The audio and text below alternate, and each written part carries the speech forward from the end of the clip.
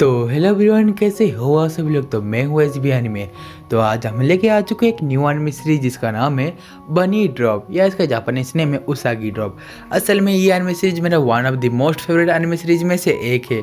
और हाँ, इस एनिमे में लिटरली यार जो भी सीन और प्लॉट ट्विस्ट है असल में आपके दिल और मन को बहुत ज़्यादा सुकून देने वाला है। ये एनिमे एक स्लाइस ऑफ लाइफ एनिमे है।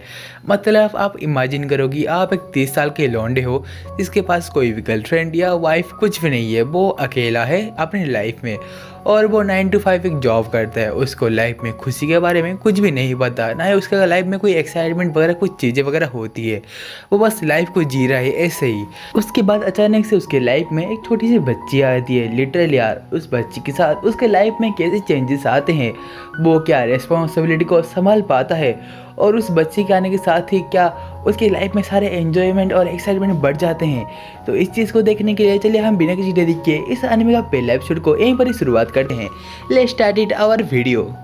एपिसोड की शुरुआत में हमें दिखाते एक आदमी और एक छोटी बच्ची का सीन। उसके बाद सीन शिफ्ट होता है हमारा मेन कैरेक्टर जिसका नाम होता है डाइकिची। वो कहने लगता है शायद वो बड़ा आदमी जो है वो मेरे नाना जी होंगे और वो छोटी लड़की मेरी माँ होगी। उसके बाद हमें उसका घर का सीन दिखाया जाता है। वहीं पर हमारा सीन शिफ्ट होता है और डाइकिची किसी से बात कर रहा होता है और वो ब्रश करते टाइम वो कहने लगता है तो मेरे नाना जी गुजर गए तो मुझे उनके फ्यूनरल में जाना पड़ेगा, और वो ट्रेन पकड़ के अपने नाना के घर जाने लगता है। उसके बाद हमें दिखाया थे वो कहने लगता है मैं बहुत टाइम से यहाँ पर नहीं आया हूँ, और जब मैं यहाँ पर आ रहा हूँ तो मैं एक अंतिम संस्कार में आ रहा हूँ, वो भी मेरे नाना जी का। उसके बाद हमें दिखाए थे वो डोर के पास एक लड़की को नोटिस करता है और वो लड़की उसको देख कर थोड़ी सी शॉक हो जाती है, जिसकी वजह से वो वहाँ से भागते हुए चली आती है। और हमारा सीन यहीं पर शिफ्ट होता है और हमें दिखाए थे डाइकिची अपनी मॉम के पास आता है और कहने लगता है मैं आ गया, और पूछने लगता है कि मॉम वो जो लड़की थी वो कौन है। उसके बाद उसकी मॉम उसके बोलने लगती है कि मैं अभी क्या ही बताऊँ, तुम मेरे पहले पास आओ। उसके बाद डाइकिची अपने मॉम को काम करने में हेल्प करता है। उसके बाद हमें दिखाया है उसकी मॉम बोलती है वो जो छोटी बच्ची है वो तुम्हारे नाना जी की बेटी है। उसके बाद डाइकिची इस बात को सुन के बहुत ही शौक हो जाता है और डाइकिची कहने लगता है बट नाना जी तो 79 साल के थे ना। उसके बाद उसकी मॉम कहने लगती है मुझे लगता है कि उनकी गर्लफ्रेंड उनको छोड़ के चली गई। उसके बाद डाइकिची बोलते हैं यदि वो नाना की छोटी बेटी है तो वो आपकी छोटी बहन है। मैंने सही कहा ना। तभी उसकी मॉम कहने लगती है क्या तुम्हें मजाक लगता है, और हमारे सीन यहीं पर शिफ्ट होता है उसके नाना जी के फ्यूनरल के टाइम, जहाँ पर डाइकिची वहाँ पर आता है लेकिन वो छोटी सी बच्ची डाइकिची को देख के वहाँ भाग के चली आती है। और अगले सीन में दिखाया डाइकिची वहाँ पर मोमबत्ती जलाने लगता है। उसके बाद हमें अगले सीन में दिखाया डाइकिची कहने लगता है मुझे लगता है कि आपकी ज़िंदगी बहुत ही आराम से बिताई। उसके बाद वहाँ से वो छोटी सी बच्ची सब सुन के भागते हुए चली जाती है और हमें अगले सीन में दिखाया था घर के अंदर और बहुत सारे गेस्ट आने लगते हैं। और इसके साथ हमारा सीन शिफ्ट होता है, वहाँ पर बहुत सारे गेस्ट डाइनिंग हॉल में बैठे हुए थे। डाइकिची इसके पास आता है और कहने लगता है मुझे माफ़ कर देना, मैं बहुत टाइम से यहाँ पर आया नहीं। उसके बाद उसकी बहन पीछे से आती है और कहती है हाँ तुम तो इतने बिजी थे तुम अपनी माँ और अपनी बहन को तो भूल ही गए। उसके बाद हमारा सीन शिफ्ट होता है वह जहाँ पर एक छोटी सी बच्ची बहुत शरारत कर रही होती है। उसके पीछे उसकी मॉम भाग रही होती है और ये है हारुको डाइकिची की कजन। और हमें अगले सीन में दिखाया जहाँ पर डाइकिची कहने लगे तो तुम बिल्कुल भी नहीं बदले। उसके बाद हमारे सीन शिफ्ट होता है वो सभी लोग असल में रिनचैन के बारे में बात कर रहे होते हैं और वो कह रहे होते कि सच में वो उसके नाना जी की रियल बेटी है। और अगले सीन में दिखाए जहाँ पर रिनचैन अपने पिता या अपने नाना जी के सामने मोमबत्ती लगा रही होती है, जहाँ पर हम डाइकिची कहते हैं मुझे इस बारे में कुछ ठीक से पता नहीं। और अगले सीन में उसके पीछे से उसकी मॉम आती है और कहती है जरा मेरी हेल्प करना। और अगले सीन में डाइकिची बिस्तर लगाने जा रहा होता है लेकिन उसके सामने वो छोटी सी लड़की चली आती है और उसके सामने आते ही वो लड़की फिर से भाग के चली आती है। और हमारा सीन शिफ्ट होता है रात के डिनर के टाइम, जहाँ पर वो छोटी सी लड़की एक कोने बैठ के खेल रही होती है। उसके पास दूसरी लड़की आती है और कहने लगती है क्या तुम्हारा क्रैश कैडल मुझसे बदलोगी। और वहीं पर हमारी रिनचैन जो होती है वो अपना क्रैश कैडल उसके साथ बदल देती है और उसके साथ ही वो छोटी सी बच्ची सभी लोगों को दिखाने लगते हैं कि ये देखो मैंने ये बनाया है। उसके बाद वो लोग कहते हैं कि इसको फिर से बना के दिखाओ, तब उसको कुछ समझ में नहीं आता और वो गुस्से में से उस क्रैश कैडल को वही नीचे फेंकते हुए वहाँ से भागने लगती है। और उसके बाद हमारा सीन शिफ्ट होता है और हमें दिखा डायकीची बाहर आता है, उसके साइड में रिनचन बैठी हुई थी। सीन फिर से शिफ्ट होते हैं जहाँ पर दो बंदे सोए हुए थे और वहीं पर डायकीची बस अभी अभी नहा के आया हुआ होता है और वो कहने लगता है आप चाहो तो जाके बिस्तर पे सो सकते हो, यहाँ पर आपको ठंड लग जाएगी। और हमें अगले सीन में दिखा है जहाँ पर रिन घुमा रही होती है या बोल सकते हो उसको नींद आ रही होती है, लेकिन वो सो नहीं रही होती। उसके सामने डायकीची आता है और कहने लगता है तुम चाहो तो जाके सो सकती हो। तभी रिन कहने लगती है कोई बात नहीं, मुझे कोई दिक्कत नहीं हो रही। लेकिन कुछ समय बाद हमारी जो रिन होती है वो डायकीची के हाथ के ऊपर सो जाती है और हमारा सीन शिफ्ट होता है जहाँ पर कुछ गेस्ट वहाँ से जाने लगते हैं और कुछ गेस्ट होते हैं उसके नाना जी के फ्यूनरल को पूरा करने के लिए। और इसके साथ ही हमारी हारू को अपनी बेटी को फूल देती है कि अपने नाना जी के जाके ऊपर रख दो, लेकिन हारू की बेटी इतनी ज़्यादा शैतान होती है कि सारे फूल को अपने नाना जी के ऊपर फेंकने लगती है, जहाँ पर हारू को उसका डांट लगाती है। और अगले सीन में डायकीची रिन के पास आता है और कहने लगती है तुम चाहो तो वहाँ पर जाके फूल दे सकती हो, और रिन भी उसके साथ जाने लगती है।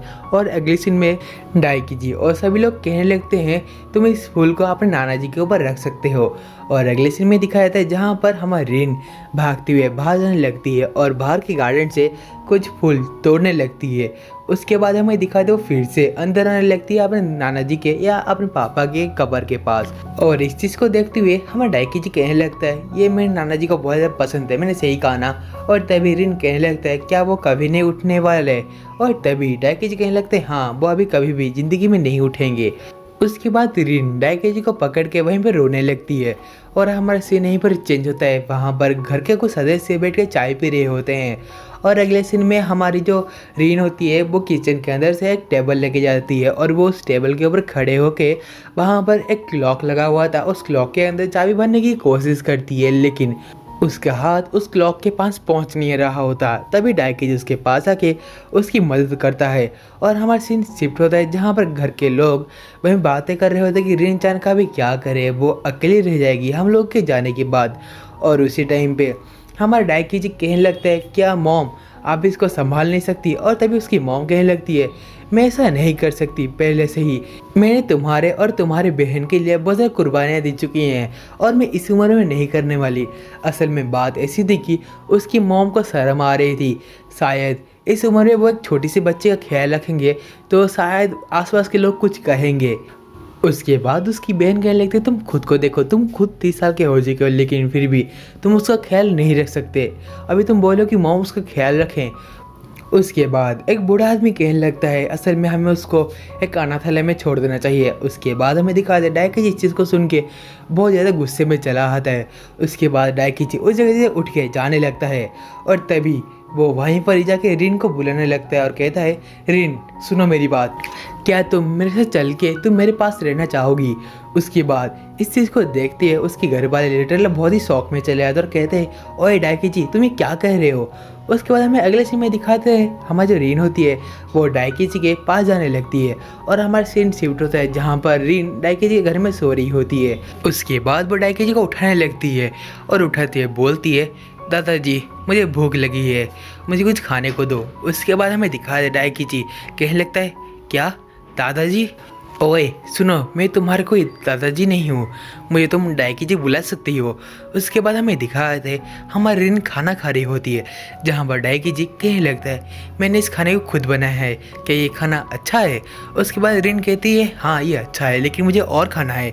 और तभी डायकीची कहने लगता है लेकिन मेरे पास बस चावल है और कोई चीज़ वगैरह नहीं है उसके साथ लगा के खाने के लिए। और तभी रिन चावल के लिए मांग करने लगती है जहाँ पर डायकीची उसके लिए चावल लाने जाता है और कहने लगता है तुम इस चावल के साथ क्या करोगी, यहाँ तो कोई सब्जी वगैरह खाने के लिए नहीं है। और तभी रिन उसको नमक मांगती है और नमक चावल के ऊपर छिड़कने लगती है। उसके बाद रिन कहने लगती है ये एक राइस बॉल है, मुझे लगता है कि ये खाने को अच्छा लगेगा। उसके बाद हमें दिखाते हैं हमारी जो रीन होती है वो असल में डायकीची को उस राइस बॉल को खाने देती है और कहती है डायकीची इस राइस बॉल को खा के देखो ये कैसा है। और तभी हमें दिखाते हैं डायकीची उस राइस बॉल को खा के कहने लगता है वाह ये सच में अच्छा है। उसके बाद वो कहने लगता है तुम सच में बहुत ही अच्छा खाना बनाती हो। और उसके बाद हमें दिखाते इस चीज़ को सुन के ही हमारी जो रीन होती है वो लिटरली बहुत ज़्यादा खुश हो जाती है। और उसके साथ ही गाइस हमारा जो बनी ड्रॉप का एपिसोड नंबर 1 का जो स्टोरी लाइन था वो यहीं पर एंड होता है।